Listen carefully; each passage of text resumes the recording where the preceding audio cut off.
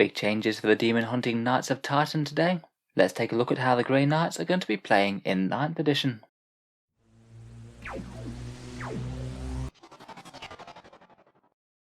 Hello and welcome back to Auspex Tactics, the strategy focused 40k channel, where today we're talking Grey Knights and all the many and varied changes to one of the most elite and most psychic factions in Warhammer 40k. There's been a fair few major shake-ups in the book, really decent buffs across quite a lot of stat lines and war gear, changes to army-wide special rules, including new individual Brotherhoods that give the Grey Knights new options, and I think it's going to be fun trying to unpick some of the best combos out of the Codex. In this review we're going to be focusing on the match play rules, how the Knights will play in 9th. So as always with 9th edition codexes, we do have a big section for the lore, the miniature calories of the models, and a fun section of crusade rules, including having characters who fight against their own demon adversaries. For the way the actual army functions though, there's a bunch of core rules. Every model gets the Aegis with a bit of anti-psyker ability, Brotherhood Command, which places a few limits on Brother Captains and Grandmasters, Knights of Titan for some fairly standard Space Marine special rules, and Masters of the Warp, their Tides of the Warp ability, the one that they get if they're only Grey Knights and they don't bring allies along. Brotherhood of Psychers has become their sub-faction rules. There's 8 Brotherhoods to choose from, and there's a Psychic Power, Stratagem and Warlord Trait for each. They've got 6 powers each on their Dominus and Sanctic disciplines as before, and you have the potential for casting the Sanctic ones multiple times, 2 big meaty pages of Stratagems, and 3 unique secondary objectives. As always, there's plenty of character upgrades as well. The Grey Knights get 6 Warlord Traits, 16 Relics to pick from, 7 Litanies of Purity for their chaplains, and 12 of these new visions of the Prognosticars, special bits of advice or pieces of kit that you can buy in for points on their characters, and some of them are quite strong. Finally, there's all the datasheet changes. As with other Space Marine codexes, there's an increase in wounds across the board, plenty of new attacks for some of their more standard power armoured troops, and buffs to their force weapons and psi weapons. It doesn't appear that there's any new datasheets in the book, and none have been removed, and the points changes are the same as the previous chapter approved book. Some costs have gone up a bit to reflect increased abilities, a lot have stayed fairly similar. I think we'll talk through their core rules, then go for psychic powers and stratagems, talk through their various character buffs, go through their unique Brotherhoods, and then focus on the datasheets. Plenty to cover here, so let's jump straight in with the core rules. First up, that Brotherhood command is really quite similar to a lot of rules that we've seen in recent codexes, preventing you from just spamming some of the commanders. It basically means that you can't have any more than 1 Brother Captain or 1 Grandmaster per detachment, and you can't have more than 1 of each from each individual Brotherhood, as of course I guess each Brotherhood is led by 1 Brother Captain and 1 Grandmaster. For the most part that's not really all that punitive. I think the main thing it's going to stop is people just spamming loads of Grandmaster Nemesis Dreadknights, which I must admit did feel a little bit silly. The Aegis is their new army-wide anti-psyker rule. You get +1 to deny the witch, and a 5+ feel no pain against mortal wounds. They did used to have a +1 to cast as well from Brotherhood of Psychers. I'm afraid that is gone, but the deny the witch boost is really handy, particularly if you are fighting other Grey Knights or maybe some Thousand Sons, and that feel no pain against mortal wounds will actually be pretty relevant against quite a lot of 9th edition armies. Games Workshop does seem to be going with a bit of a theme of making more armies have access to mortal wounds through powerful stratagems and things. It's pretty relevant on quite an elite army. Knights of Titan is more for the core Space Marine special rules. It gives them bolter discipline, double fire with storm bolter shots up to 24-inch range if they're either stationary or they're a Terminator. Pretty handy for hammering out a bunch of strength 4 shots at decent range, and also and they shall know no fear for ignoring modifiers to combat attrition tests. As was expected, Shock Assault is entirely gone from this codex. Instead of getting the +1 to attack in the first round of combat, it's basically just been rolled into every datasheet, so you'll just be getting that attack all the time, even in ongoing prolonged combats. It means it's basically a small buff, as you don't have to worry about either charging or being charged, you just get it all the time. Teleport Strike is still here in force. That's the Grey Knight Reserves ability, where any unit can be put in Deep Strike Reserve, and you don't have to pay any command points for it. The only vehicles that get it innately are Nemesis Dreadknights, and for those you don't need to pay for the personal teleporter upgrade anymore. They can just do it anyway. Means they can be quite flexible, keeping a key punch or 2 back until you can use it to hit maximally. Psychic has seen a fair shake-up. As we know, Grey Knights lost their repeated casts of Smite at the start of 9th edition, and I'm afraid that isn't back, though it's not necessarily the worst thing ever. We also lost their permanent +1 to cast as well, as the Brotherhood of Psychers special rule has now gone to meaning their sub-factions instead. In addition to that, as a bit of a counterbalance, Rites of Banishment has also gone entirely. I would say in general that's going to be a buff. Basically, if your Grey Knights cast Smite, it will just be going off as the full-blooded D3 Mortal Wound Smite, rather than just usually doing a fairly weedy 1 Mortal Wound. I'd say it's a positive change, easy access to a fair amount of Mortal Wounds, but you're unlikely to get so many that you just hoover the entire enemy army off the table. We'll get onto Sanctic Discipline in a second, but that's also changed a fair bit. Many of its powers are now locked to individual squads, but you can cast the psychic powers multiple times, and it just gets harder to cast them each time you cast, like with Smite. It does mean that you could have Hammer Hand going off multiple times across lots of units, which is quite nice. Finally, with these Brotherhood rules, you'll also get access to the unique Brotherhood power for every unit, so it does mean that that's got quite a lot of flexibility, so you can kind of use that spell opportunistically on the unit that makes most sense to cast it, without having to select it as an option. Finally, that brings us to Tides of the Warp, which I think deserve their own slide. So Tides of the Warp, as before, is the whole army advantage that Grey Knights get if they don't bring any other allies that aren't either Agents of the Imperium or Unaligned. The benefit goes for all the Psyker units, so that will include Dreadnoughts and Dread Knights, but you won't get it on other vehicles such as say Storm Ravens or Rhinos. You select your first Tide at the start of Battle Round 1, and from then on you can only change it by using the Warp Shaping Psychic power, which is Warp Charge 4, and you now have to change to one that you haven't used before in the game. You can't go back and reuse previous ones. Each of them is basically a whole army buff that helps out your army in one way or another. There are now 5 Tides to choose from, one more than previously, and the buffs that they get have been shaken up quite a lot. Tide of Convergence I think will be a popular one.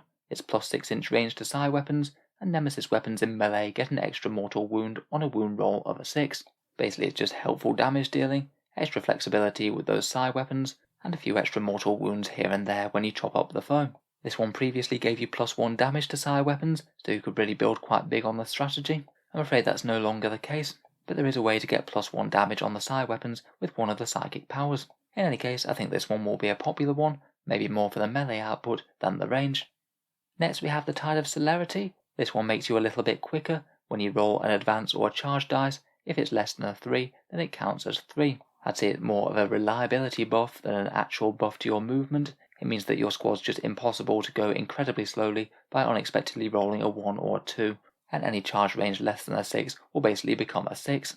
I'd say it's arguably lower value than the other ones, maybe could be kind of handy later in the game when you're trying to rush to objectives and stuff, but changing it with warp shaping is just a bit unhelpful, as of course the psychic phase is after the movement phase, so it won't be able to help out your advances in the turn that you change to it. I think it's usually going to get passed up for other options.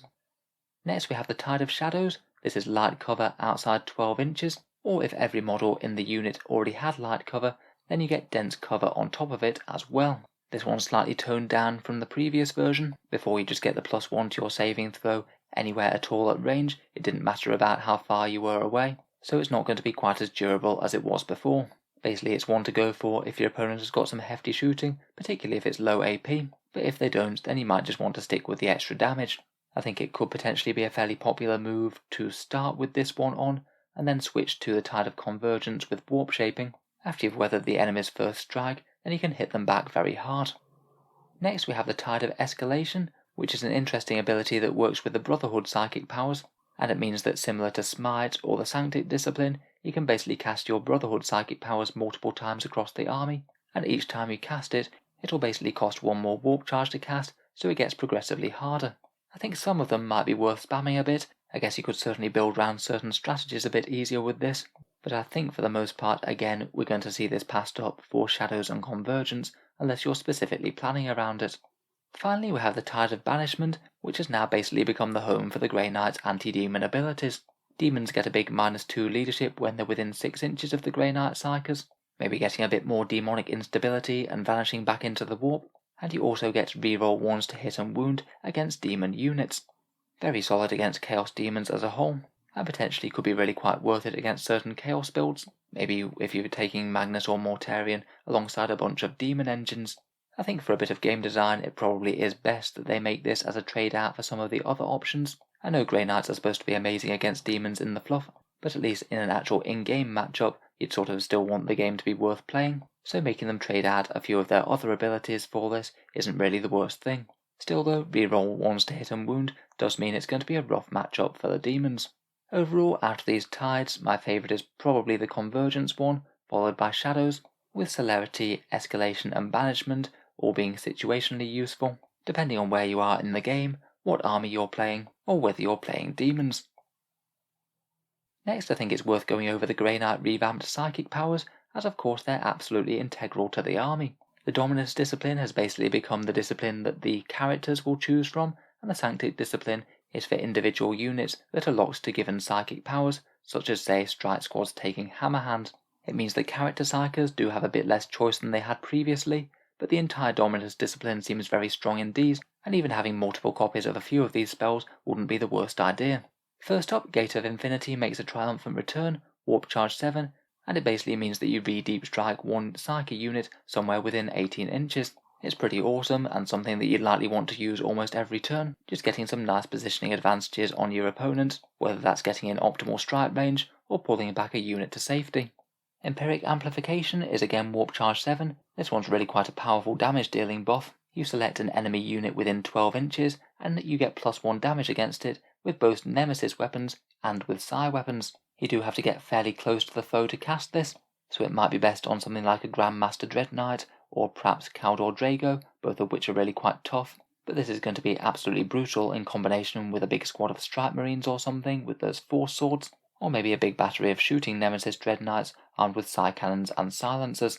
It's just a really powerful damage buff.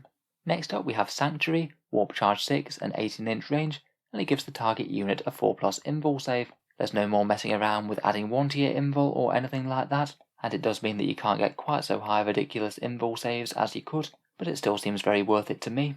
Really big units of Strike Marines will certainly thank you for this, and it'd still be very solid on Terminators or any vehicles without invul saves you might have.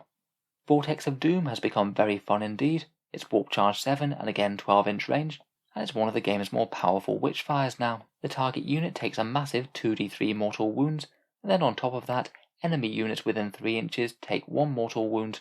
It really is pretty crazy to be able to spit out that amount of fire all in one go, never mind the overspill damage. Again, I think that's going to be very popular. Getting that much destruction out of one cast is really cool. Next we have Warp Shaping, Warp Charge 4. That's the one to go about changing tides of the warp, and you must change to an unused one. I think you're certainly going to want it somewhere in your army. Being able to flex out between the tides is pretty important as it can give you an army-wide buff. Finally we have Ghostly Bonds, Warp Charge 5 and 18-inch range, and this one quite simply just halves the movement characteristic of the target unit. Unlike other similar powers, it doesn't give any sort of debuff to advance or charge rolls, so arguably isn't quite as powerful, but also unlike those similar powers, it doesn't have any sort of restriction on what you can target. You can target Imperial Knights with this, and you can target flyer models. Potentially could be very frustrating for a unit that was thinking about using its good move characteristic to get into combat quite easily. Overall, I think that basically all of these are very usable, and you would want to have most of them in play across your HQ section. Really good to see Grey Knight Psychic being quite so strong. Moving on, we have the Sanctic discipline, and as I said, this is only for certain units. Characters can't select these, but Paladin squads do get to choose any 2 out of the discipline. They can be cast multiple times across your army, adding 1 to the warp charge cost each time you cast, just like Smite. It means they start out easy to cast, and then get progressively harder if you want to use them on loads of units. First, and perhaps one of the best, we have Hammer Hand, which applies to Terminators, Strike Squads, and to Dread Knights. Hammer Hand was great before, and I'd argue that it's got even better. It simply makes your Psyche unit get 4 rerolls to wound in melee. It really is spectacular in combination with these new force weapon profiles. You're going to get loads of attacks at strength 5 or strength 6, so they'll still be wounding things that are toughness 8 most of the time, and be incredibly efficient at wounding anything that's toughness 5 or lower. Low warp charge as well, so not too hard to spam a few times. Next up we have Astral Aim, which was nerfed a bit.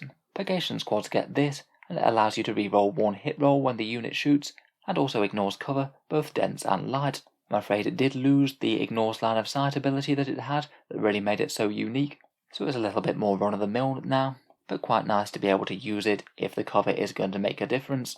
I guess Purgation squads might be doing a bit more smiting than they were. Next we have Purifying Flame, which both Castellan Crowe and the Purifiers get. It's Warp Charge 5 and they get +1 to cast it, and it's a Witchfire with 9-inch range. The damage output again is really quite strong. The closest visible unit within 9 inches suffers a big 3 mortal wounds, and if you happen to roll an 11 or more when you cast, and that goes up to a massive D3+3. I guess the range is perhaps the most annoying part of this. It does mean that usually you're not going to be able to use this straight out of Deep Strike, so maybe you might want to deliver it out of Rhinos or something. A couple of Purify squads bailing out of a Rhino and slapping the enemy with 6 mortal wounds between them does seem incredibly nice though, if you can make it happen.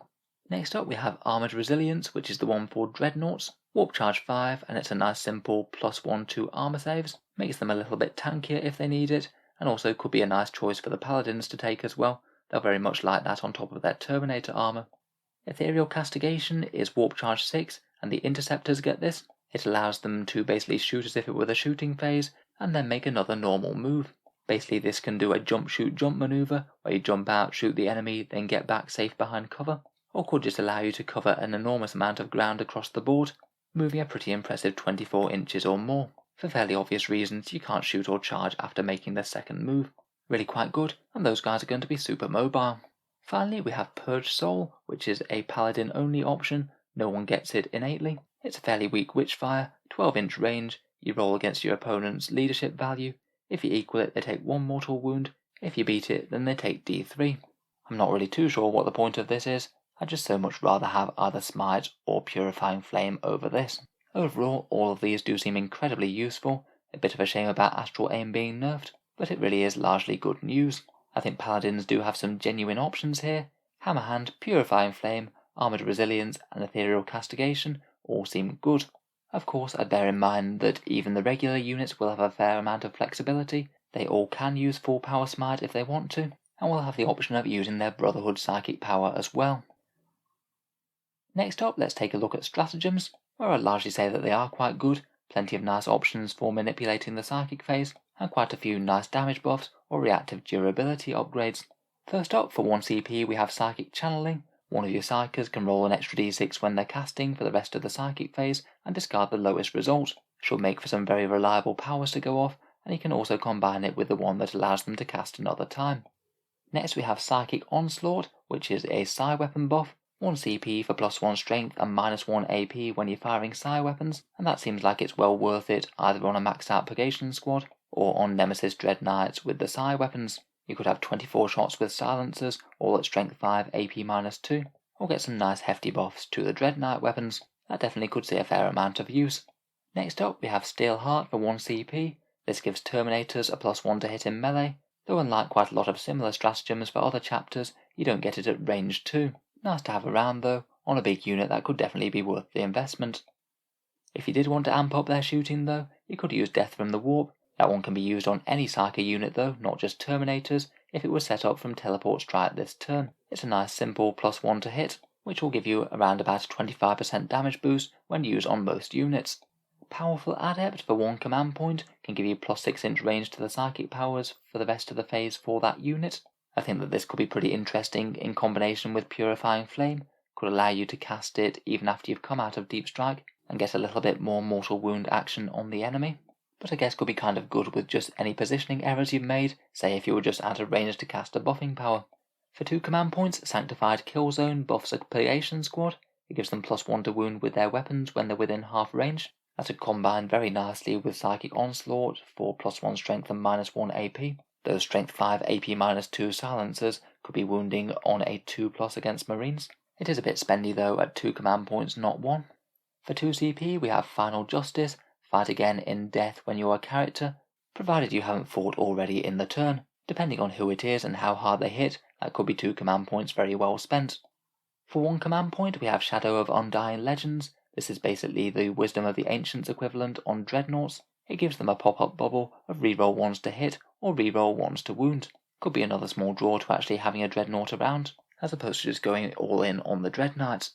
For 2 CP we have Purity of the Machine Spirit, the equivalent of the Codex one that allows Land Raiders or Storm Ravens to fight on full bracket.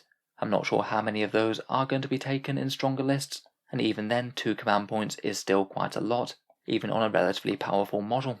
For 2 CP we have Empiric Declamation. This is a Chaplain one, and again an equivalent of a Codex Space Marine stratagem. You can use this at the start of any phase, it doesn't have to be the command phase, and the Chaplain will auto-cast a Litany. It removes the unreliability, and it means that he could potentially use it after getting out of a transport or deep striking. If you are really building around a litany, making one unit usable, then I guess this could be worth the investment to make sure your plan absolutely goes off with no risk. For 1 CP we have Chirurgic Resurrection. This one's the apothecary one to restore a slain model back to the squad. There's no way to get this for free like Space Marines have with their chief apothecary, but it still could potentially be worth it if you're setting up a paladin again or something. For 2 command points we have Psychic Locus. A brother captain gets a 6-inch aura of +1 to psychic tests. Again, something that can really help your psychic phase go off with a bang. I guess if you have all of your psykers clustered together and you need to have the most reliable psychic phase possible, it could be worth it. But again, for me, 2 command points is quite a lot, and you could just take the risk or use command point rerolls to reroll failed tests. For 1 CP we have Finest Hour, a +3-inch aura for a Grey Knight character. I guess will be helpful if you need, say, a reroll aura to stretch into a squad in combat, or maybe make an Apothecary's Feel No Pain go that little bit further to cover some widely spread units. I'm not sure that's really that overwhelming though when it's just for 1 turn. And for the Dread Knights we have Thunderous Stride. It's a mortal wound impact hit mechanic. After you make a charge, roll the dice. On a 2 to 5 the enemy takes d3 mortal wounds, and on a 6 they take 3. Maybe just a little bit questionable, as there's a good chance your Dread Knight might ruin whatever they charge anyway without any help from this. Finally, for the first page, there's a few more standard ones. There's the standard ones to buy in extra Warlord Traits and Relics for 1 command point each. There's one to allow you to double up on Warlord Traits for your actual Warlord, maybe combine 2 fighting melee traits to make a true melee monster, or add Auspex onto something that you already had. And there's a 1 CP one to give a Sergeant a Relic, which has to be from this list: Liber Demonica, Sanctic Shard, Augurium Scrolls, or Stave of Supremacy. We'll get onto those in the Relics section. Moving on, we have Mental Focus for 1 command point, a nice easy one to manifest 1 more psychic power. That can be used on characters or regular squads, and I think that one will be quite a popular one. Maybe combining something like Hammer Hand with a Brotherhood specific psychic power on the same unit. For 1 CP we have Fight on the Move, a teleporter unit, so that's either the Inceptors or the Nemesis Dread Knights that you've bought one for. They can fall back, shoot and charge. It's really good news for the Inceptors, just means that they're very nice to charge into combat, and then you've got full reign of what you do next, and not bad to have reactively on the Dread Knights either. For 1 command point we have Haloed and Soulfire. You use this on a core unit that's teleporting into battle, and it gives them a -1 hit against the enemy reprisals next turn. This seems like really quite an easy one to use. If you're using something like a big squad of Terminators or Paladins, and they are thinking about deep striking, they can drop down, be -1 to hit, and just be a real problem for your opponent to take out in return.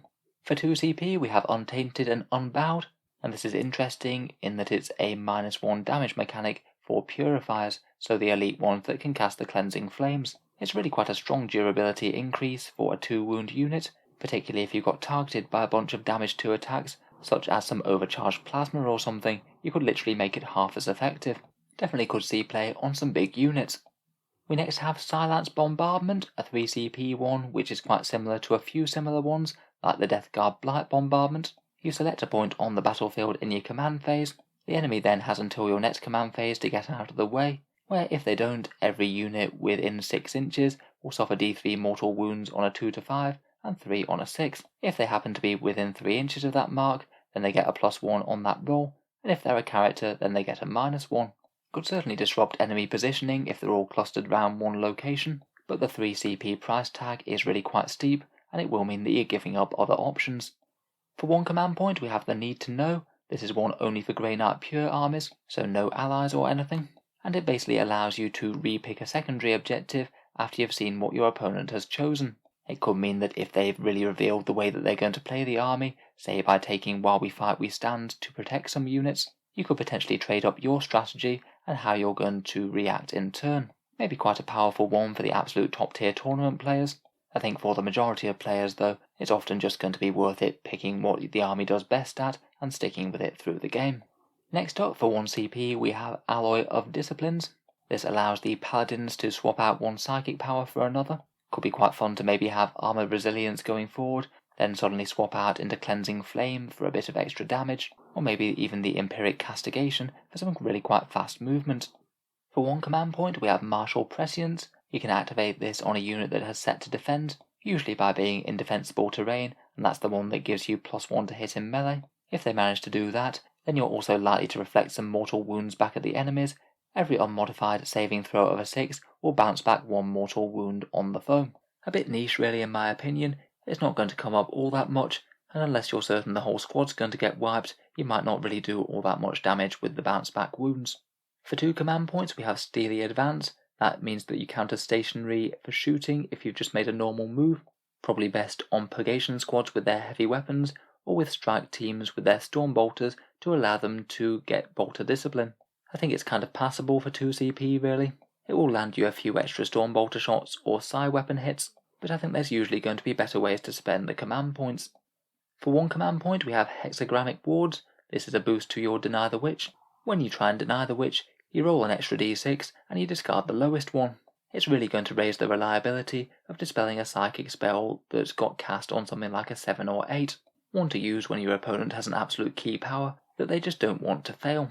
For 2 command points we have Teleportation Shunt. Again, this is for your teleporter units. You can only use it once per unit per game, but it's basically just deep strike them afresh. Set up somewhere anywhere on the board that's 9 inches away from the enemy.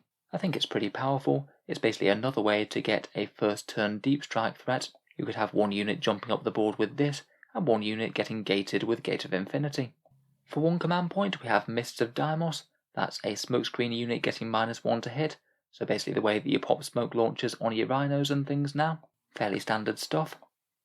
Then we've got True Silver Armor, which is basically the Grey Knight version of Transhuman Physiology, which they seem to get on all core infantry units even though they're not Primaris. Basically they won't be able to be wounded on wound rolls of a 1 to 3, regardless of other rules. It costs 2 command points on squads of 5 or less, or 3 CP on squads of 6 or more.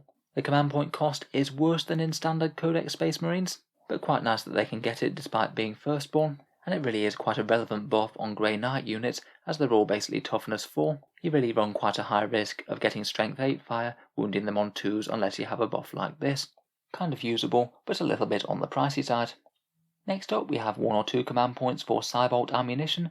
I'm afraid this one has been a little bit rewritten, and it no longer turns the Storm Bolters into Psi Weapons anymore, it just gives them buffs. It does mean that the other stratagems won't be able to stack on top of this. Anything that buffs Psi Weapons will no longer buff Psybolt Storm Bolters. In any case, the buff itself for 1 command point on small squads isn't really bad.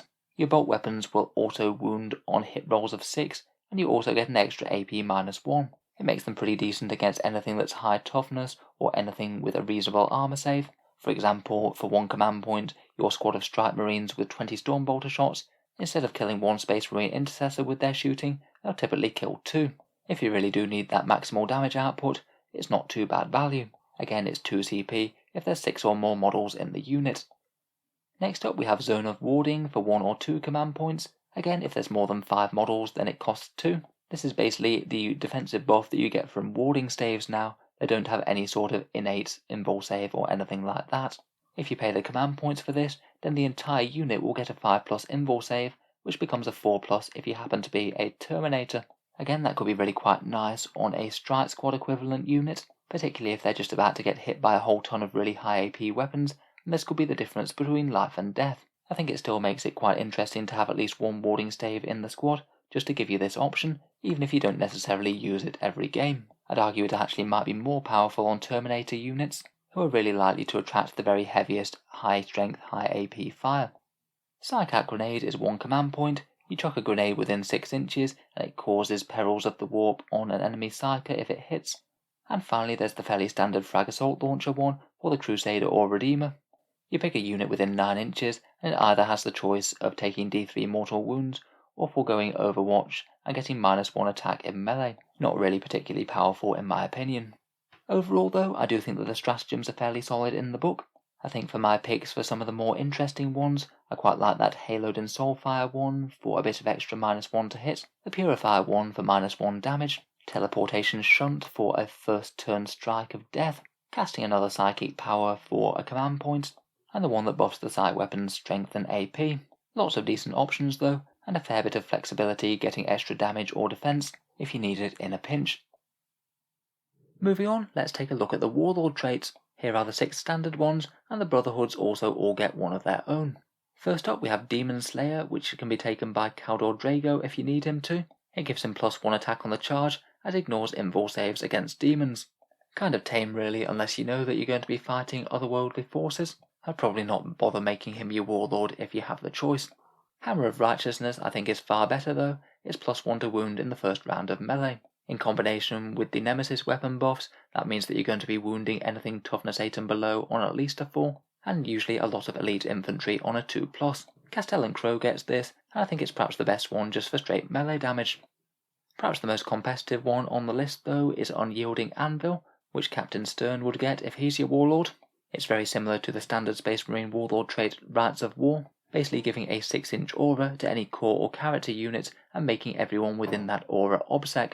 Really nice in combination with any Grey Knights elites. The character themselves could potentially steal objectives if they needed to, and it even makes things like Nemesis Dread Knights obsec as they are core. I think that this one will certainly get taken a lot. We already see the Rites of War one crop up in quite a lot of Space Marine lists. Next up, First to the Fray has been nerfed a bit. I quite liked the booster charges that you got within the aura, but now it's a bit more individual. The Warlord themselves gets +1 to advance and charge, and if they do make a successful charge, then Grey Knight units that try and charge the same unit would get a +1 to their charge roll there. I'd say it's alright. It could make charges out of Deep Strike a bit more reliable if that's what you want to try and do with the character, but I'm not sure it's going to be the first pick. Next up we have Nemesis Lord. That means that 6s to hit in melee with Nemesis weapons will auto wound the target. Typically this isn't going to be as strong as Hammer of Righteousness against almost any targets, although I guess you could potentially combine the two with that stratagem if you wanted. Finally we have Psychic Epitome, which I think could be interesting on a Vortex of Doom Psyker if you just want to get some seriously crazy mortal wounds on the go. You get to select one Psyker unit within 6 inches each turn, which can be themselves, and which fires that they cast will do 1 mortal wound extra. For Vortex, it only applies to that initial damage, not the splash damage. It does mean that on something like a Grey Knight's Librarian, you could have him with Vortex of Doom and Smite, potentially be gated or Deep Strike next to an enemy unit, and then provided he makes his casts, you're going to be averaging a pretty silly 8 mortal wounds on the target. He could just pretty much evaporate a squad of elites or a fighty character. Overall, out of these, my favourites are Hammer of Righteousness, Unyielding Anvil and Psychic Epitome, all of which seem good for their different roles. Moving on, we come to the Relics of Titan. Really quite a lot to choose from. There's relic versions of most of the standard force weapons and a bunch of other interesting stuff. The Soul Glaive is quite a general purpose relic halberd, strength +2, AP -3, so a bit improved there, and flat damage 2, and it just casually gets reroll all hits and wounds. It means that you're going to be very reliably stacking about as many wounds on the foe as you have attacks, and seems like a good choice against hordes or elites. For trying to smack down tanks a little bit more, you can take the Destroyer of Chrysalics. It's a demon hammer with strength ×2, AP -3, and damage 4, and still has the -1 to hit. It's really quite a hefty melee threat. Every wound that you get through will be felt enormously. I think against most standard vehicles without an invul save, you can usually expect 2 wounds to go through, for around about 8 damage per turn.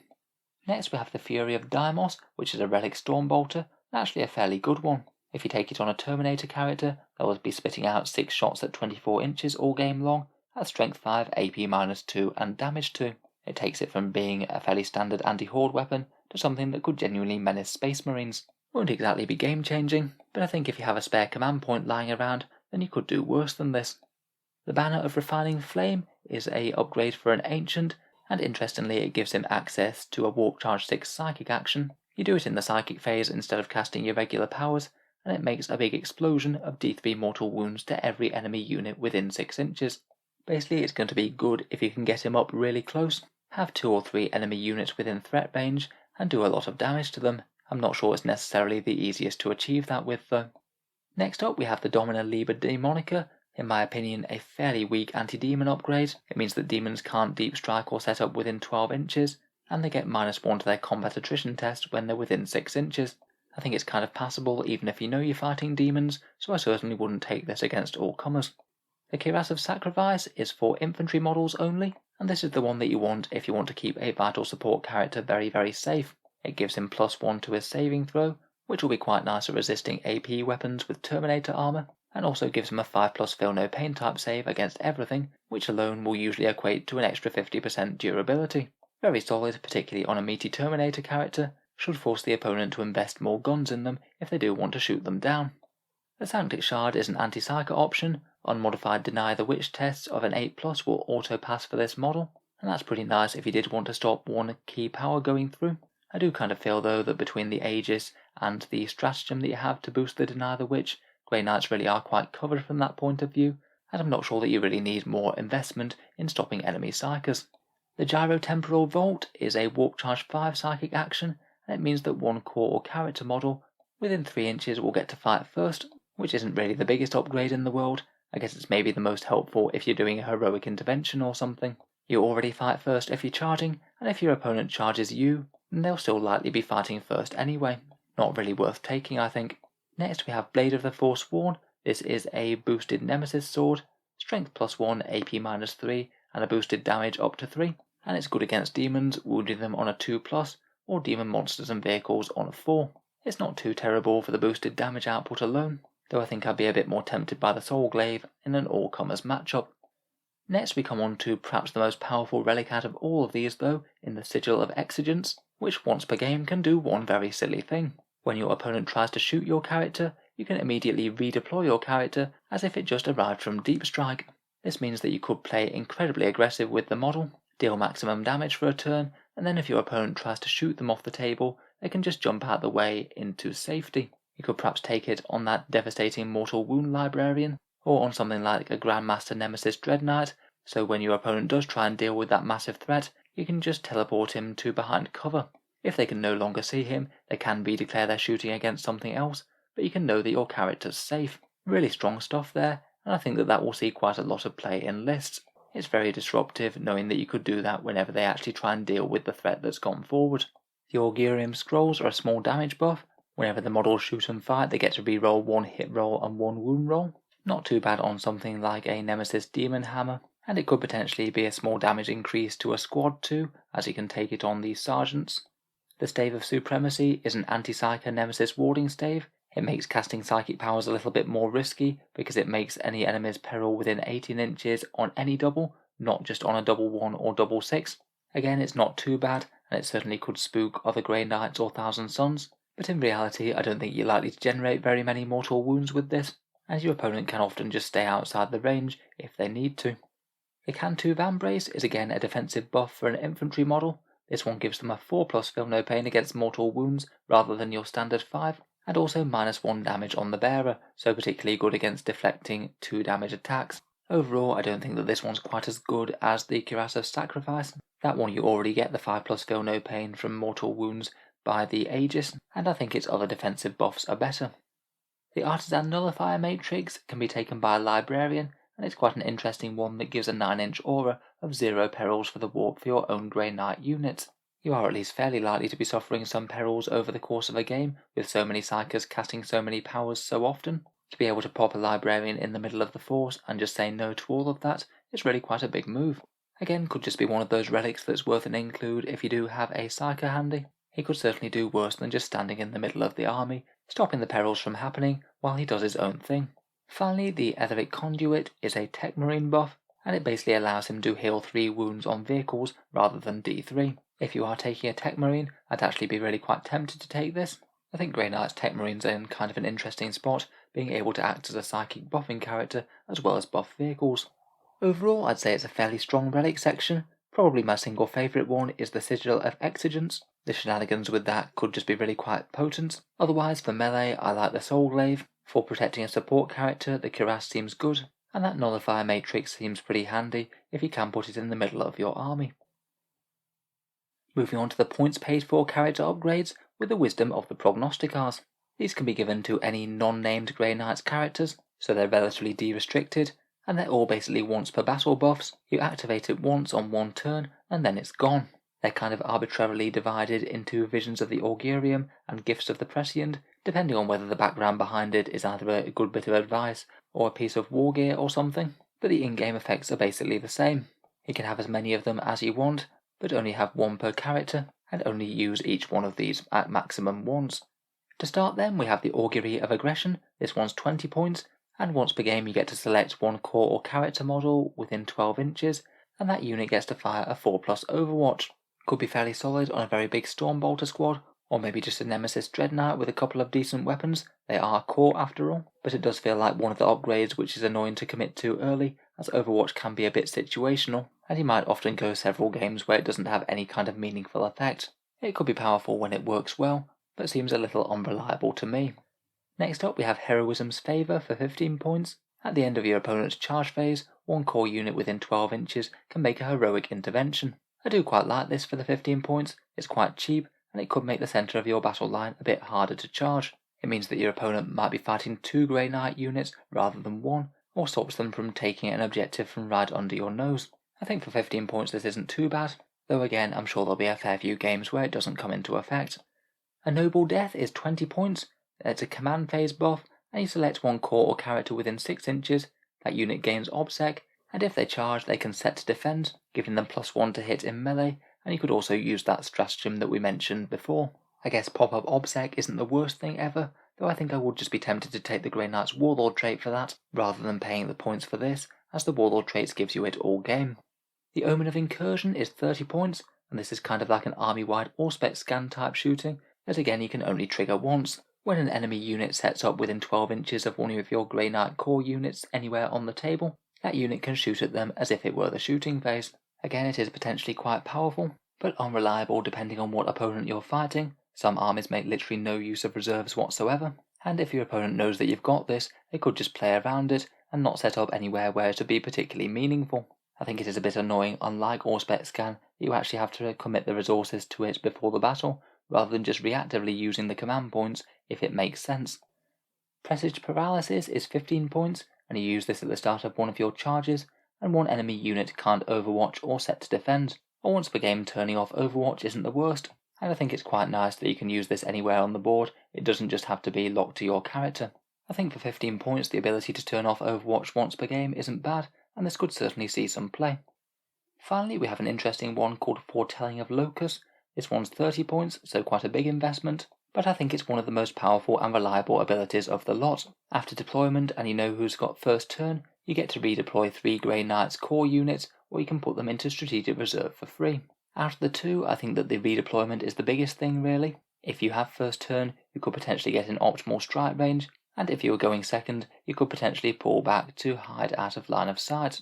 It really is pretty good for getting an edge right from the start of the game. I'd say maybe the strategic reserve thing is just a little bit less useful than in most armies, as you can just teleport the vast majority of your units for free anyway, so it's not quite as powerful. Still though, redeployment mechanics are really nice. I could see a lot of lists including this. Onto the fancy bits of kit, and we have the True Name Shard. That's 10 points, and it makes one demon unit within 6 inches fight last. Obviously pretty good against demons, entirely useless against anything that isn't demons. The Temporal Bombs are 15 points, and for this you note down one piece of area terrain before the game begins. The first time your opponent moves into it, you roll the dice. On a 2+, they suffer D3 mortal wounds. The piece has to be outside the enemy deployment zone, but I do suspect you'd have a reasonable chance of getting this active at least some point throughout the game. For me though, I just don't really think it's necessarily going to do enough. I think I'd usually just rather invest more points in more units that actually give and receive damage more reliably. Servant of the Throne, on the other hand, I think might just be one of the most powerful and reliable ones. It's 20 points, and it gives you the option to give a 3+ invulnerable save whenever your character is targeted. That 3+ invulnerable save lasts until the end of your turn, so it means you could feasibly activate it in shooting and then still have the benefit if the enemy charges you after that. 3+ invul saves are rare in 40k right now. It's really quite a good buff for 20 points, and there's no restrictions to taking this on anything like Grandmaster Nemesis Dread Knights either, so you could just have a ludicrously tanky and threatening model for a whole turn. I think this one's going to see a lot of play. Next up we have the Deluminator of Majesty, a 15-point one that's a bit of an anti-demon upgrade. Once per game you get to fire one single special bolt out of a bolt weapon, and if it hits a demon unit, it loses all aura abilities until your next shooting phase. Again, fairly good against demons, not so great against the field. The Gem of Inoctu is a fairly reliable one though, 15 points for a once per game +2 to cast in the psychic phase. If you do have one psyker that's going to be casting all your key spells, I think there could be worse upgrades than this for a really powerful flurry of them. Maybe you could use this on a librarian and combine it with the stratagem to cast a third power, then you'd have 3 powers cast very reliably indeed. A bit hard to weigh up as it is only a once per game thing, but I think for 15 points you could do worse. Lastly, and perhaps a little bit less cost effective, we have the Severance Bolt, 30 points. Again, it's a bolt that you can fire once per game, and you basically need to nominate one enemy character before the game even starts and decide that your character is going to try and hunt them down and land a bolt on them. If you do manage to do that, and these can target characters freely, that character takes d3 mortal wounds, and if they have any psychic powers, you roll 3d6. If you roll higher than their leadership, they lose a psychic power for good. The d3 mortal wound damage output is kind of underwhelming against most armies. Really the more valuable bit is losing the psychic power. Depending on your target, it could make a psyker significantly less useful, but obviously not so great as a take-all-comers option, as a lot of armies have no psykers whatsoever. Overall, out of these, a couple really stand out for me: Servant of the Throne for that 3+ invul save, and Foretelling of Locus for the redeployment and shuffling around your models.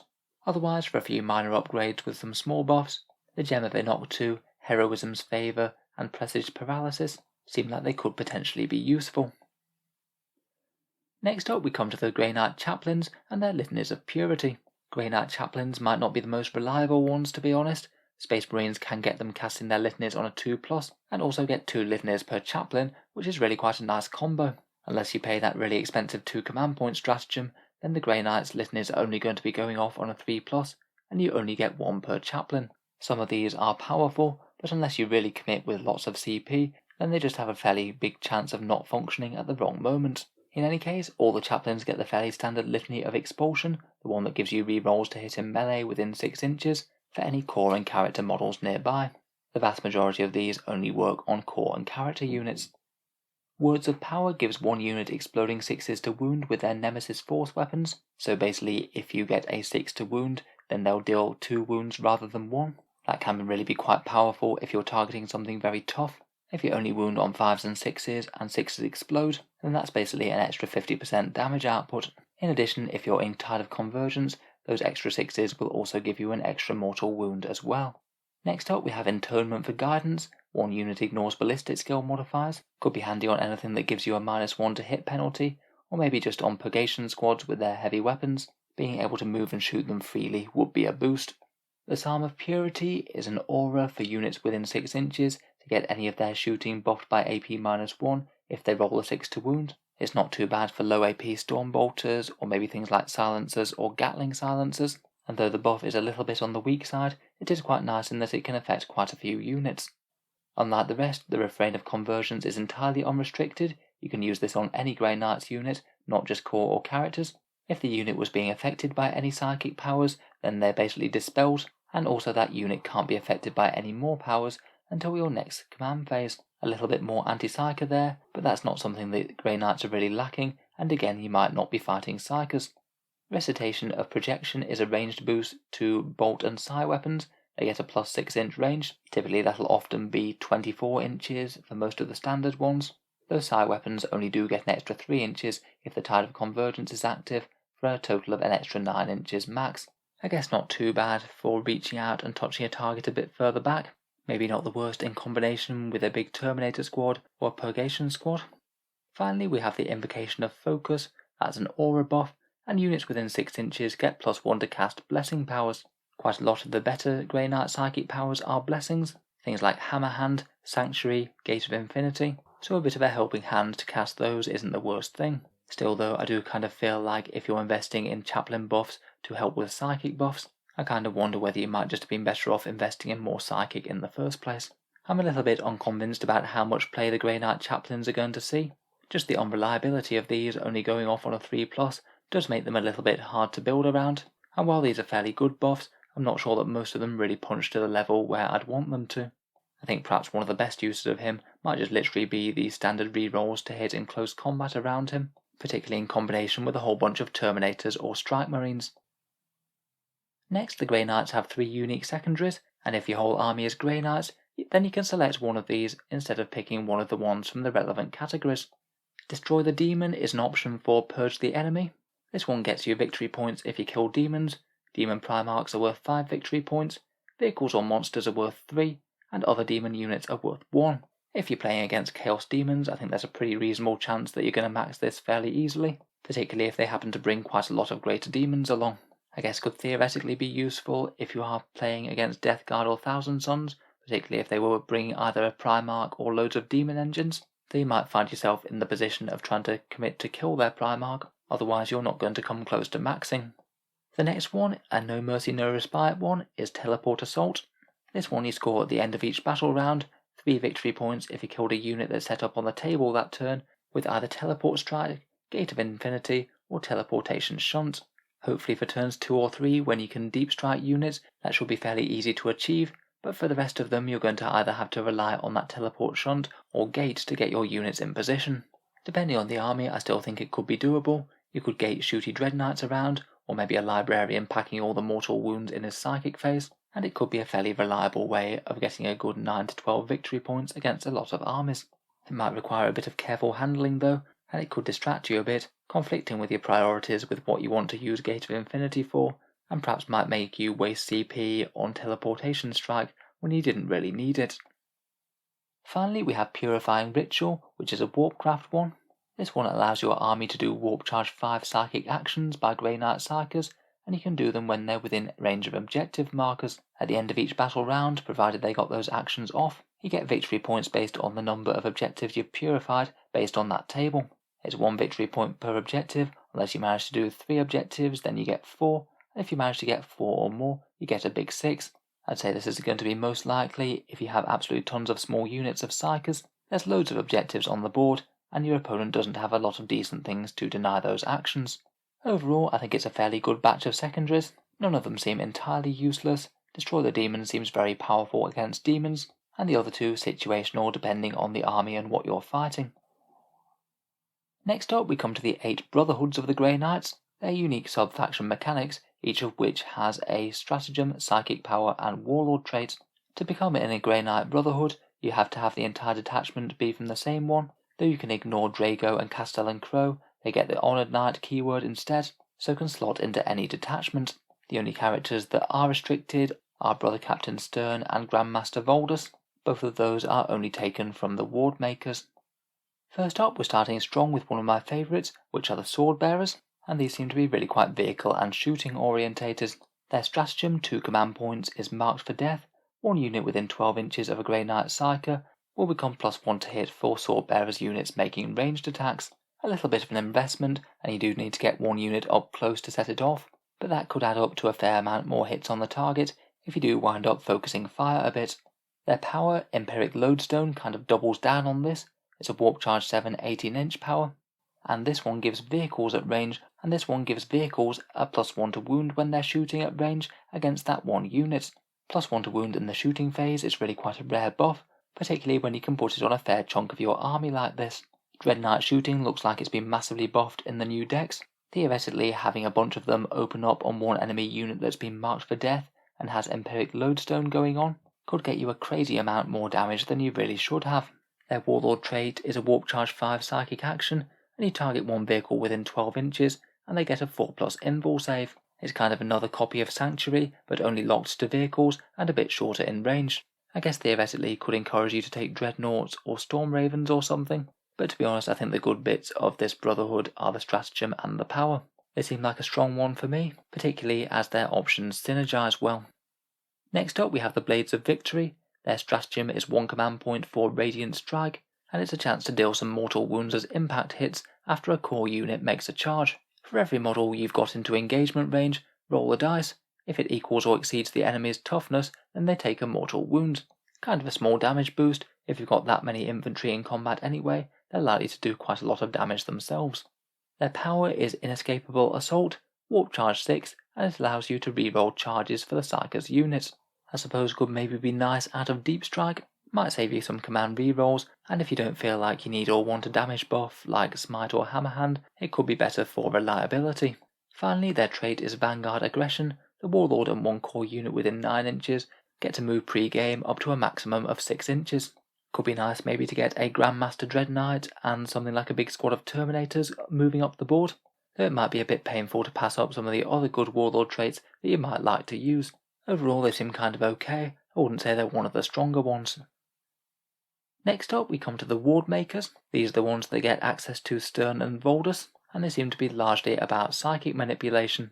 For 1 command point, Masters of the Word allows them to swap out a Dominus psychic power for another one of your choosing. It does seem pretty nice to me. You could get warp shaping on a character that didn't have it, or maybe surprise an opponent by gating a character out of combat. or with a bunch of damage from Vortex of Doom. Definitely quite nice to be able to chop and change as you need them. Their power is Projection of Purity, Warp Charge 6 and 12-inch range. The enemy unit that you choose is no longer affected by aura abilities until your next psychic phase. If your opponent's trying to use some powerful auras and synergy, this could be a way to scupper them. Quite nice that you've basically got access to this all over your army as well. It means you can just forget about it until it actually makes sense to cast it on a nearby unit. Finally, their Warlord trait can help stop you getting denied of your own psychic powers. Powers cast on an unmodified 8+ cannot be denied. Depending on warp charge, that's usually going to be at least half of your psychic powers that you successfully cast, if not more. It certainly does help with one important counter to Grey Knights, and I guess it could be kind of nice insurance on one of your better casters to make sure at least some spells are going off with nothing your opponent can do about them. Moving on, we have the Prescient Brethren. For 1 command point, their stratagem is Foresight, and this one's really quite a nice and flexible damage output boost that you can just throw on any Psyker unit. It quite simply gives you reroll 1s to hit and wound for the phase, which will typically equate to an extra 36% damage, and as you could target some really quite big hefty units with that, it's a really efficient stratagem for 1 CP. If I was playing these guys, I'd budget to use it quite a lot. Their power is Fatal Precognition. It's a Warp Charge 5 power with 12-inch range, and interestingly enough, rather than causing direct damage, it only causes damage on a 4+ when your opponent either decides to move or charge with the unit next turn. If you roll a 4 or 5, it gets D3 mortal wounds, and on a 6 it gets 3. I'd say if literally all you want to do is cause direct damage to the opponent, then Smite is usually going to be better for you. I guess the power of this is making your opponent think twice. It's going to be a lot less reliable to charge a unit into your unit if there's a good chance that a bunch of your opponent's ones could die before it happens, and will make it harder for them to plan their turn. It could certainly be irritating to hit any enemy unit that you were pretty certain wanted to move and charge. Their Warlord trait is another psychic action one. Do a Warp Charge 6 psychic action and you gain a command point. If you do have these guys in the army and you have one low level psyker that's not going to cast too much, maybe a Tech Marine or Apothecary or something, it might not be the worst one to rustle up a few command points over the game. It will be a bit of a trade-off though, as it does mean that you're basically losing casts that you otherwise would have had. My favourite one about these guys is definitely their stratagem. A nice uncomplicated damage boost each turn isn't the worst. Next up we have the Preservers. They seem to be all about Dreadnoughts and Apothecaries. For 1 command point, their stratagem is Charge of the Ancients, basically a way to soup up 1 Dreadnought, and it gets a movement of 8 inches, re-rolling charges, and if it does make a charge then you get +1 damage with its weapons. Seems like if you're taking these then you're going to be running at least 1 to run that stratagem, but you can only use it once unless you're playing Onslaught when you can use it twice. Their power is Aegis Eternal, a Warp Charge 6/1 where the Psyker's unit gets a 6+ Feel No Pain, and if it's near an Apothecary, they get a 5+ Feel No Pain instead. I think I'd be aiming to take an Apothecary along. That 5+ Feel No Pain really is quite a big boost. I think out of any of the Brotherhoods, this Aegis Eternal might be one of the best powers to spam over a few units. Say having 2 big blocks of Terminators with an Apothecary or with a 5+ Feel No Pain walk up the board could be an intimidating proposition. Finally, Radiant Exemplar, their Warlord trait, gives you a +3 inches to auras to a maximum of 12. Again, generally I think it's going to have the biggest impact on the smallest auras, so it's quite good for Apothecaries and their 6+ Feel No Pain one. If you're taking this Brotherhood, I'd basically take a Dreadnought and an Apothecary and a big unit to buff. Moving on, we come to the Rapiers. Their stratagem for 1 CP is Deadly Efficiency. You can use it on any unit, and you get exploding 6s to hit in melee with it. I'd say maybe the units that most would like it will be units like Terminators or Stripe Marines, but anything that can fight decently in close combat could certainly make good use. Always nice to be able to turn on a bit of extra damage. Otherwise, their power Symphonic Strike is Warp Charge 6, also boosts melee, and that one gives +1 attack to the Psyker's unit. Maybe could be nice for Inceptors perhaps, to turn on extra melee power as they don't get Hammer Hand, and maybe you might use it instead of Hammer Hand if you are going to be hitting something that you're going to wound very easily, maybe a Toughness 3 unit. I think this could actually be an interesting combo with that stratagem that allows you to cast more than 1 power at once. For 1 CP, you could potentially combine the +1 attack with the reroll to wound rolls for Hammer Hand, and potentially even for exploding 6s as well if you spent another command point. That little trio could have a unit punch far above its weight. Finally, their Warlord trait is maybe a little bit less overwhelming. It's just a pure and simple advance and charge, maybe best on one of those Grandmaster Dread Knights. Next we have the Exactors. Their stratagem for one command point is Sanctic Guardians, and this allows any Grey Knight unit to heroically intervene. I quite like this kind of stratagem, as it really has to affect the way that your opponent will play their army, as they know if they move within 3 inches of you, there's a good chance you're just going to go straight into melee. It's particularly nice for defending objectives as well. Their power, Fires of Covenant, can potentially be very silly indeed as well. It's a Warp Charge 5-1, and it has the slightly weird restriction that you must be in engagement range, so usually it's going to be one where your opponent has charged you, not killed your unit, and not been wiped out in return. If you successfully cast this, you roll a dice for each model in the enemy unit, and on a 4+ they take a mortal wound. That is right, against 1 wound infantry, this literally wipes half the squad. Obviously that's going to be far more effective against some armies than others. It's not going to do too much to single vehicles or elite infantry, but if your opponent is using multiple big horde type squads, they're going to have to be very careful about their combats indeed, unless they want half their unit dead. Finally, their trait is a leadership one. Oath of Witness gives them +1 leadership, and also core units within 6 inches automatically pass morale. Might prevent a leadership casualty here and there, but I'm not sure it's one of the top ones I would pick. Finally, we have the Silver Blades, where it's 1 command point for adaptive excoriation, allowing a core unit to fall back and shoot. Quite a nice option to have virtually army-wide. It means that you could jump back and fire your storm bolters and still allow other units to fire at that enemy unit too, or potentially fall back and shoot with a Dread Knight or something if it made sense. Their power also allows you to shoot when you've been engaged in combat. Temporal accuracy is Warp Charge 5, and it means storm bolters and relics change their characteristics to Pistol 4 and give them a 12-inch range. If you've got a unit tied up in melee with something quite hoardy and easy to kill with storm bolter fire, a volley like this could really help thin out the numbers and maybe allow you to win overall in the ongoing combat. Either way, it's going to be hard to deny the Silver Blades their shooting. Finally, their trait is a helpful melee one, and you get to reroll all failed hit rolls in melee. Could be quite handy with a Demon Hammer. If you really like storm bolters, then maybe these might not be the worst way to go. Overall, there's really quite a lot of powerful rules out of these Brotherhoods, and I think they've done a fairly decent job of motivating different playstyles. I would say that Swordbearers look like one of the most reliably strong. 2 enormous buffs to shooting all in one place seems like it's a good option to me, particularly alongside the new and improved Dread Knights.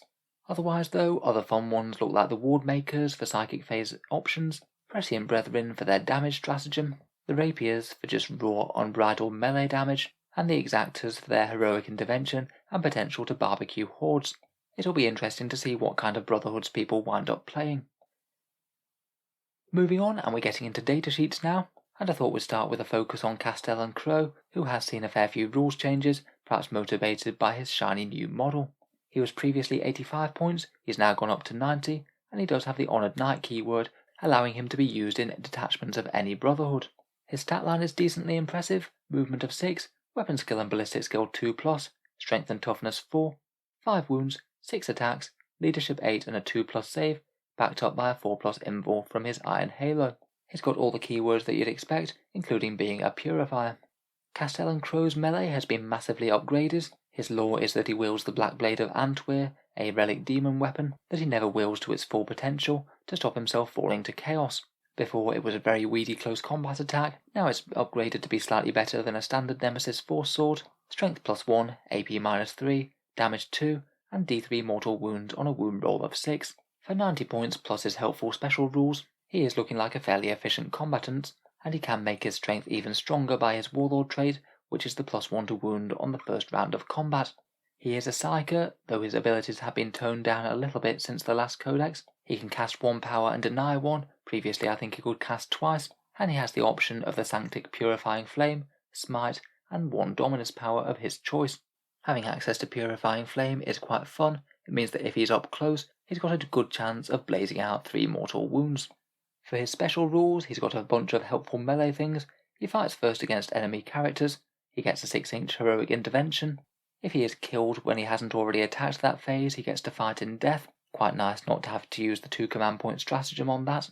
He has a +1 to cast Purifying Flame, and the standard Grey Knights things, including Knights of Titan and Teleport Strike. He doesn't really do anything for buffing any other units. It's pretty much just an outright melee combatant and Purifying Flame machine, but for the points investment, durability and damage, he does seem quite good. Before we go through all the other datasheets, I thought we'd just have a quick nose at Nemesis Weapons and Psi Weapons, which have changed a bit.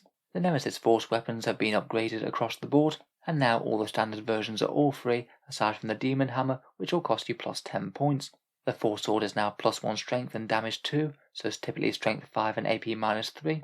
The Falchions are strength user, so strength 4 typically, AP minus 2, but just damage 1. They do get plus 1 attack with these, but I really don't see that competing with the Force Sword or Halberds. Halberds are strength plus 2, AP minus 2, and damage 2. They'll do a bit better than the sword against anything toughness 3, 5, or 6. They might lose out with anything with decent armor saves against the swords. The Warding Stave gives strength plus 3 now, AP minus 1 and flat damage 2. I'm afraid it no longer has any innate invul save built into it. You do have to activate with that stratagem now, though jumping up the entire unit to a 5 plus or 4 plus invul isn't too bad for 1 CP. Finally, the Demon Hammer has been changed like standard Thunder Hammers. It's only AP minus 2 now, but does keep the big flat 3 damage. Might be something worth considering on a Justicar or a character, but for the majority of the unit, I think we're going to see people running more swords or halberds. For the standard squad Psi weapons, we have the Silencer and Psi Cannon. The Silencer is free on most non-Terminator squads, like the Incinerator, though you do trade out the melee weapon for it, so there are pros and cons to that, and the Psi Cannon typically costs 5 points more than the other two. Silencers are now 24 inches, heavy 6 shooting, strength 4, AP minus 1, and damage 1, so a little bit of extra AP there, though they won't be hitting quite as accurately on the move. The Psi Cannons are 24-inch range, heavy 3 weapons with strength 7, AP minus 1, and damage 2, so really quite a good generalist profile there for not all that many more points, and it's really quite a good versatile one, and it's really quite a nice versatile one for receiving the Psi weapon buffs, getting a lot out of extra strength, extra AP, or damage. Finally, the Incinerator remains not a Psi weapon, and there's no way to make it one. It's got 12-inch range now, strength 6, AP minus 1, and damage 1, with heavy D6 auto hits. Quite nice that they've reduced this in cost quite so much. It didn't really make too much sense how it was priced before. Moving into the actual datasheets then, and we'll start with the heart of the army with the troops. Strike squads are now 22 points, up from 20, but they gained a massive amount of buffs for that price. They all got plus 1 wound, so they're 2 wounds each now, and they're up to a big 3 attacks base, the Justicar having 4. Previously they just had 1 plus shock assault, so going all the way up to 3 is going to make them so much more reliable in melee. For the points they are legitimately very scary indeed. Take that in combination with their various force weapon buffs, quite liking the smite change I think, as you're likely to be fielding multiple small units of them, and some discounts and improvements on their Psi weapons. The strike squads really are looking quite good right now. Being able to cast Hammer Hand multiple times as well will also be something that's good for them. Terminator squads maybe haven't been quite so heavily buffed. They're up to 42 points from 38. They do gain an extra wound for that 4 points, but they don't really gain an extra attack. Shock Assault was just rolled in like it was for most other units, so like the strike squads they now have 3 attacks each base. Again, they'll like the Nemesis weapon buffs. Special weapons for them cost 5 points more, or 10 points for the Psi Cannon, as of course they don't lose their melee weapon when they take them. And I think they'll remain a very solid unit to put various psychic and stratagem synergies on. Being able to field enormous 420 point units does mean that any single unit buffs go really quite a long way. Next up we have the HQ choices, starting out with Caldor Drago himself, down to 180 points from 190, and really looking quite efficient indeed. His Stormbolter, alongside quite a lot of the other characters, has seen a small buff. It's now mastercrafted with AP-1 and damage 2.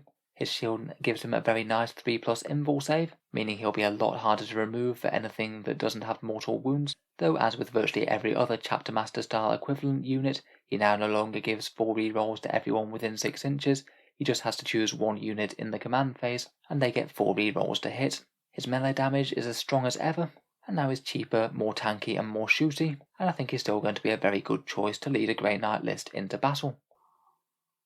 Next up we have Grandmaster Voldus for 150 points, down from 160. Slightly more minor changes to him. He did pick up a mastercrafted Stormbolter. His Demon Hammer remains unchanged, getting a nice AP-3 and still having no penalty to hit, though he is locked to Ward Makers, which will make him a little bit harder to take if you're trying to go down other strategies. Finally, Captain Stern is 120 points, up from 110. Again, he gets a fancy Stormbolter, plus 1 strength from the Nemesis sword buff, and he also has base 6 attacks now, up from 4+ shock assault. His special rule now allows him to deal out mortal wounds to demons within 6 inches if he does manage to manifest a psychic power. I'm not really sure how much he's going to be taken compared with generic brother captains.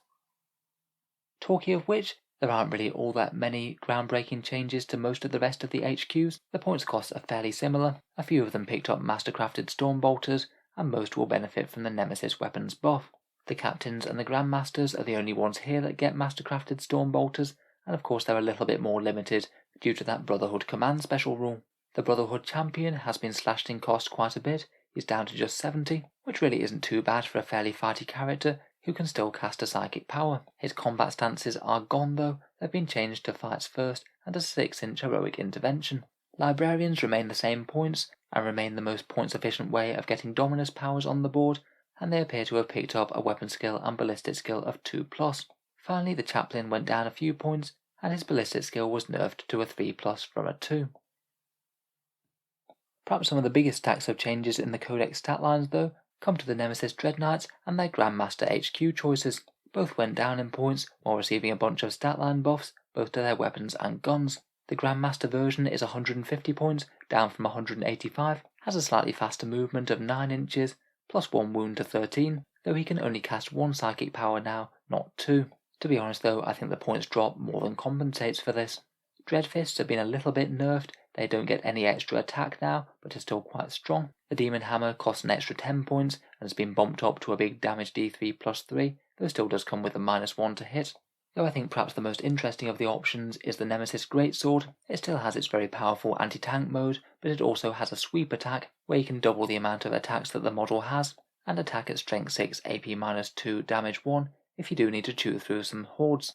Really though, I think the biggest improvement come to their guns. All of these are just really efficient choices, mounted on a very durable platform. The Gatling Silencer is 20 points in cost, 24-inch range, heavy 12, and strength 5 AP -1 and damage 1. Hitting on 2s, 10 hits like that is really not bad for 20 points. The Incinerator is 15 points, 12-inch range, and 2d6 auto hits, strength 6 AP -1, damage 1. And the Heavy Psi Cannon costs 20 points overall, is 24-inch range, heavy 6, strength 8, AP -2, and damage 2. Now that's a very good all-rounded profile. It'll chew through hordes fairly happily, or put some hurt on heavies, particularly in combination with the Psi Weapon buffs you can get. I feel like on these things, quite a few people might be running the Gatling Silencer plus the Heavy Psi Cannon. Maybe the Incinerators might see a bit more of a look in on the more standard Dreadknights that don't have as good ballistic skill. Finally, the Dreadknight Teleporter is 10 points. You don't need it to be able to use Teleport Strike anymore. All it does is give you the Teleporter keyword for those 2 helpful stratagems, the one that allows fallback, shoot and charge, and the Teleport Shunt one to get up in your opponent's face. Overall, I think that these are still going to be popular. You're only going to be able to get 1 per detachment now due to the Brotherhood rules, but they seem a great place for some of those buffs. You could put a 3+ invul on this, teleport it away from shooting with that sigil, and combine it with various nice Warlord traits and buffs, such as +1 to wound in combat or Obsec. Finally, for the HQ section, we have the Tech Marine. He's 80 points, up from 75, and I think is actually quite an interesting pick. He both repairs vehicles, gives a vehicle +1 to hit, and also casts a Dominus power. With Dreadknights being quite so efficient, I do wonder if there is room for one supporting them. I know he might struggle to keep up with his slightly lower movement, but he seems great for the sheer efficiency of better ballistic skill, repairs and a power. Onto the elite section, and starting with the Paladins. I have made a small typo on this slide. They are 47 points, down from 50, not the other way round. They remain 3 wounds and 4 attacks, which they basically had anyway after Shock Assault. Their main advantages are gaining weapon skill 2+ across the entire unit, so they will hit significantly harder now, particularly in combination with those boosted force weapons. They're also interesting for being the only unit that's flexible with Sanctic powers, potentially making use of things like Armoured Resilience, Cleansing Flame, or Castigation, rather than being just tied to the admittedly good Hammer Hand. Purifiers are up to 23 points from 20, so now sit at 1 point more than the Strike Marines. Their main advantages are this new version of Cleansing Flame, spitting out 3 mortal wounds each squad, and they are really quite a good way of extra mortal wound damage, as of course they don't eat up your smites now. They also get +1 to cast Cleansing Flame, so it's really not too hard to imagine 3 units of these bailing out of different rhinos, and having those 3 psychic powers go off one after the other. They also have that stratagem for -1 damage, which could be another draw. Next we have the Dreadnoughts. They both went up 10 points. The Venerable one is now 145, and the Standard one is 130. I think the main reason of this is that they both gain Duty Eternal, which I believe they didn't have up to now. They'll both appreciate the -1 damage though. Both Dreadnoughts are locked into Armoured Resilience, +1 to their armor save for their psychic power, though I do suspect that they're going to struggle to compete against the Dread Knights between their better movement, better melee, invul save, and great shooting.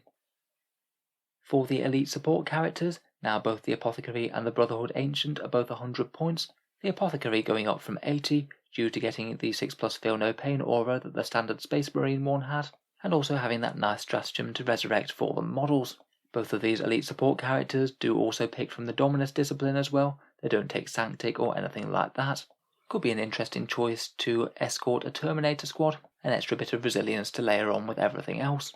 The Brotherhood Ancient is 100 points down from 103. If he wants to take a combat weapon, he can take Falchions for an extra 5 points, and his banner is pretty much the same as before, +1 attack and leadership to nearby models. It's not the fights in death or anything thing that the standard Space Marines have. I'm not really convinced he's the most efficient model ever, and the Paladin version of him still exists for an extra 10 points. Finally for the elites we have the Servitors, still there, still very cheap, 30 points for 4 models, and they could be quite an interesting one to include in a Grey Knight army, just to give you a nice cheap disposable unit that can just literally focus on sitting on objectives, moving into table quarters, or doing actions. With even the basic Grey Knights troops being so expensive, I think these guys do have a real place. Moving on, we come to the last 3 unique Grey Knight choices in their fast attack and heavy support options. The Interceptor squads are 24 points up from 23, and don't seem like too bad an upgrade on the strikes for just 2 points extra per model. Again, they've all got the 3 attack space now, just like the Strike squad, get the force weapon changes, but they are locked to Ethereal Castigation as opposed to Hammer Hands. It means they can be really fast, but might not hit quite as hard. Between their good movement, teleport shunt, and their fallback shoot and charge stratagem, I think that these guys are looking pretty solid. A squad or 2 seems pretty reasonable to have in the army. In the heavy support slot we have the Purgation squads, 22 points just like strikes, but they also save on some points as well from their Psi Weapons, as Incinerators and Silencers are completely free, and even if you do take 4 Psi Cannons, that's only an extra 20 points. Astral Aim has of course been nerfed a bit, but I guess Ignores Cover is still handy. These guys really do have access to quite a lot of buffs and stratagems, but I think it might remain to be seen if they're more efficient than just Nemesis Dread Knights with their Psi Weapons, who can put out a fair amount of the same firepower, but while being a lot more mobile and fighting harder in melee. Finally, we come to the Dread Knight, and perhaps one of the most improved units out of the Codex. It is indeed a core unit, down to 120 points from 135, and the Sanctic power that it gets is automatically Hammer Hand. It gives the Dread Knight 4 rerolls to wound if it needed in melee, meaning it's quite likely to be rinsing heavies with no problem at all. The standard Dread Knight, as well as gaining the wound that the Grandmaster did, also gained a 4+ invul to equal it, meaning these things are going to just be really tough against virtually everything. High AP doesn't really help all that much against them. Again, their weapons and changes are just the same as the Grandmaster, so no real need to go over them again here. I do think that Dread Knights are going to be present in a lot of Grey Knights list going forwards now. I strongly suspect that Games Workshop wanted to sell a few more baby carriers. Finally, to round up, the other vehicles and choices from the Grey Knights book are still here, not really any different from standard Codex Space Marines really. We've got the 3 variants of Land Raider, Rhinos, Razorbacks, and the 3 Space Marine Flyers. I'd argue that the book has probably been a modest buff for these guys, if you do make use of that Swordbearer's Brotherhood. +1 to wound from vehicle shooting against one unit really is quite a big deal. Imagine that on a Storm Raven with Hurricane Bolters, 24 strength 4 shots with +1 to wound. Sounds very nasty to me. Being able to buff their defense with Sanctuary or the Swordbearer's power doesn't hurt either.